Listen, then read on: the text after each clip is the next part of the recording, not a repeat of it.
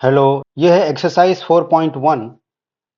इसमें देखिए क्वेश्चन में दिया हुआ है, मैंने पहले ढेर सारे डायग्राम बना रखा है उसका मैग्नेटिक फील्ड फाइंड आउट करने के लिए डायरेक्शन।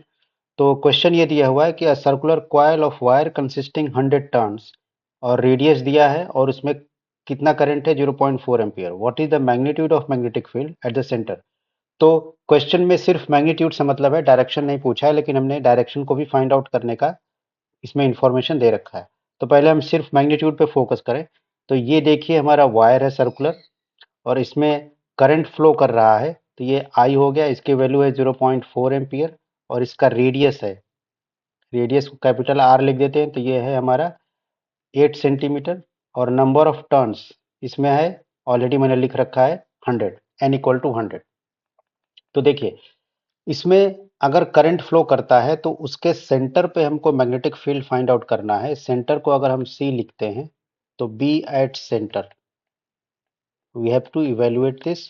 और बी एट सेंटर का हमारे पास फॉर्मूला है, आपने डेरिवेशन में याद किया होगा, म्यू जीरो आई अपॉन 2r। ये होता है सिंगल टर्न की वजह से, अगर n टर्न्स हैं तो हर टर्न की वजह से उसका मल्टीप्लाई हो जाएगा। तो इसकी वैल्यू को सब्स्टिट्यूट करिए तो म्यू जीरो की वैल्यू है 4 पाई इंटू 10⁻⁻⁷।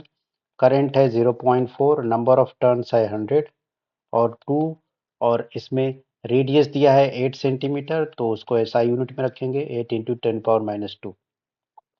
तो इसको जब आप इवेल्युएट करेंगे आएगा पाई इंटू 10⁻⁻4 टेस्ला या 3.14 इंटू 10⁻⁻4 टेस्ला। ये हो गया इसका आंसर, मैग्नेटिक फील्ड का magnitude at the centre of the coil.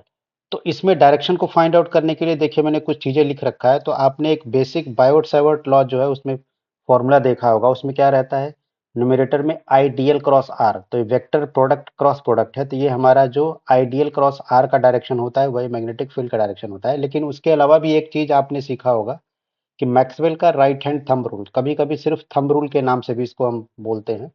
तो इस थंब रूल में क्या है कि आप करंट कैरिंग वायर के करंट के डायरेक्शन में थंब को कर दीजिए, करंट के डायरेक्शन में थंब कर दीजिए और उसके बाद वायर को उंगलियों से पकड़ने की कोशिश कीजिए। तो आपकी फिंगर गोल गोल घूमेंगी, कर्ल होंगी। तो जो आपकी फिंगर कर्ल का डायरेक्शन है, आपको थंब को पहले करंट के डायरेक्शन में रखना है। ठीक है, थंब ऊपर है, करंट ऊपर है, फिंगर को कर्ल करिए, देखिए ऐसे फिंगर घूम रही है।